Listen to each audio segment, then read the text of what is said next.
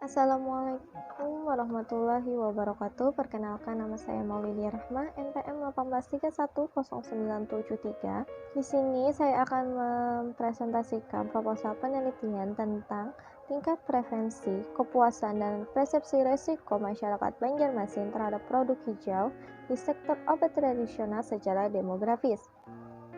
Latar belakang penelitian. Meningkatnya jumlah konsumen yang menggunakan produk hijau dari waktu ke waktu. Menurut para produsen, ini merupakan waktu yang bagus untuk mengembangkan bisnis mereka dengan cara memahami karakteristik konsumen. Salah satu kegiatan yang dilakukan yaitu dengan melakukan segmentasi konsumen yang penting dalam kegiatan pemasaran produk hijau. Tujuan segmentasi ini agar produsen nantinya dapat menentukan target pasar potensial dan strategi pemasaran untuk masa yang akan datang. Salah satu produk hijau saat ini yang terus dikembangkan adalah produk hijau dari sektor obat tradisional, yang terdiri dari produk jamu, obat tradisional terstandar, dan fitofar, dan termasuk salah satu sektor andalan penggerak perekonomian Indonesia. Di masa ini, setidaknya terdapat 751 usaha yang memproduksi obat tradisional di seluruh Indonesia, dan 626 diantaranya merupakan usaha menengah, kecil, dan mikro. Tujuan penelitian ini adalah 1. Mengkaji tingkat prevensi, kepuasan, dan persepsi risiko masyarakat Banjarmasin terhadap produk obat tradisional. Kedua, untuk ikut berkontribusi dalam penelitian yang mendorong perkembangan produk hijau di sektor obat tradisional melalui masukan dan saran tentang informasi segmen potensial untuk kegiatan pemasaran produk. Yang ketiga, sebagai referensi untuk tambahan pengetahuan di bidang ilmu manajemen pemasaran dan green economy. Apa itu grand marketing dan grand produk? Grand marketing adalah memahami konsumen, produk-produk ramah lingkungan, serta karakteristik mereka agar perusahaan dapat mengembangkan strategi target dan segmentasi yang baru. Pemasar perlu memasarkan produk mereka melalui segmentasi pasar berbasis gender yang akan memberikan keuntungan dan peluang bagi bisnis mereka. Sehingga kegiatan untuk lebih memahami konsumen hijau dan karakteristiknya sangatlah penting bagi para pengembang produk hijau untuk kepentingan targeting dan segmenting pasar.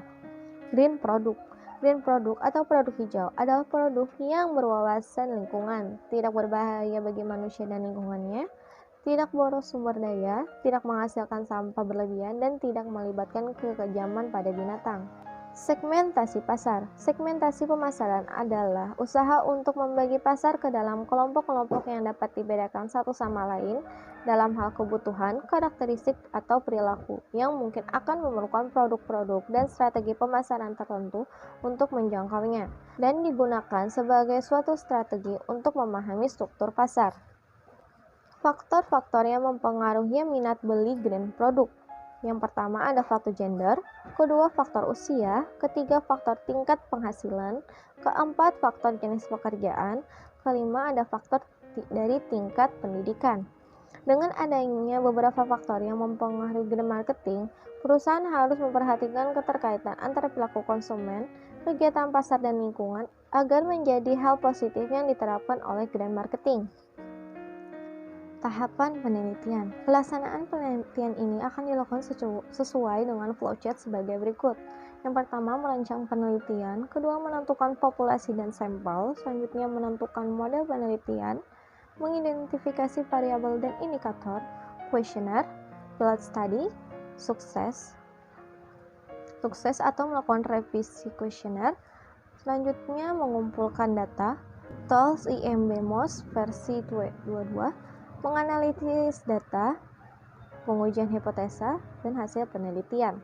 Lokasi penelitian. Penelitian ini akan dilaksanakan di Kota Madia, Banjarmasin dengan waktu penelitian mulai dari Oktober 2018 sampai dengan Maret 2019.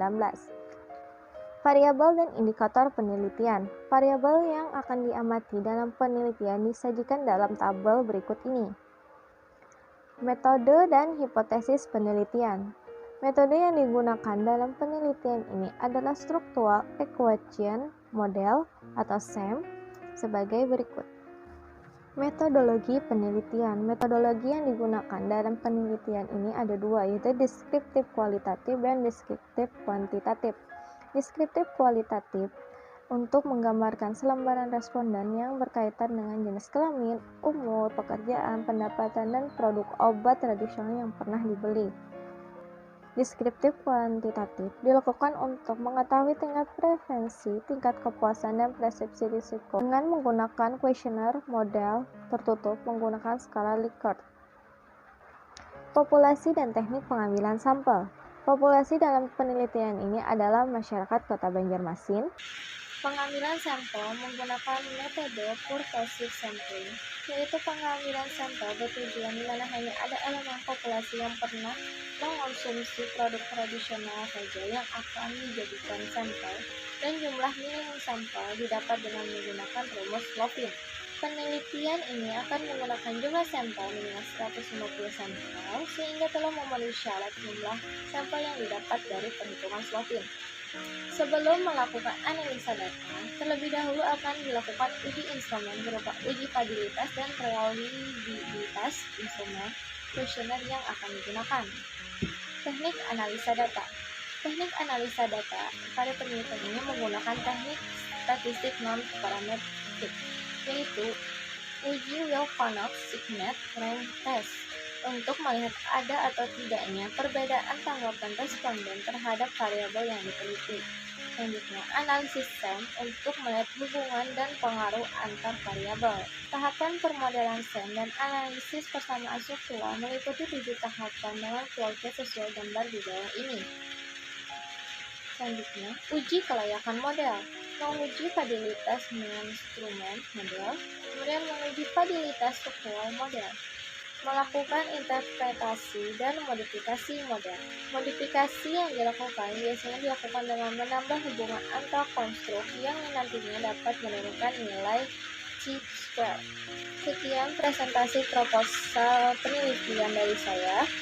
Saya ucapkan terima kasih. Wassalamualaikum warahmatullahi wabarakatuh.